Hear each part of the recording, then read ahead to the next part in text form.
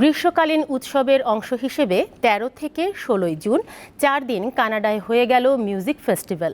Heritage sound music festival নামের একটি সংগঠন এই আয়োজন করে। কানাডার ব্রমটন শহরের চিঙ্কোজি পার্কে নাচ গানের পাশাপাশি ছিল দেশীয় খাবারের আয়োজন। অনুষ্ঠানে ভারত ও পাকিস্তানের শিল্পীদের পাশাপাশি এবারই প্রথম বাংলাদেশি শিল্পীরাও অংশ নেয়। ৪ দিনের আয়োজনের দ্বিতীয় দিন ছিল শুধু বাংলাদেশিদের জন্য। অনুষ্ঠানে টরন্টোর স্থানীয় বাঙালি শিল্পীদের মধ্যে ছিল অজন্তা চৌধুরী, ফারজানা লিমা, ফারহানা চৌধুরী, সোমা চক্রবর্তী, শাহরিয়ার রনি এবং ব্যান্ড দল যান্ত্রিকের সাথে আরও বিশেষ আকর্ষণ ছিল বাংলাদেশ থেকে যাওয়া ডিজে রাহাত এবং পারভেজ সাজ্জাদের মনোমুগ্ধকর পরিবেশনা।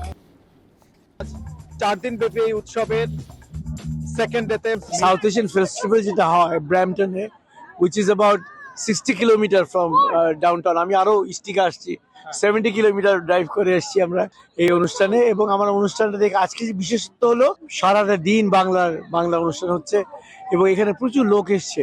অনুষ্ঠানটা মঞ্চে ভালো পারফরমেন্স হচ্ছে, অডিয়েন্সের মধ্যে খাওয়া দাওয়া বেশি, গান শোনা কম, এটাও ভালো লাগতেছে। সবকিছু মিলিয়ে একটা সুন্দর পরিবেশ এই এত দূরে, দেশ থেকে এত দূরে।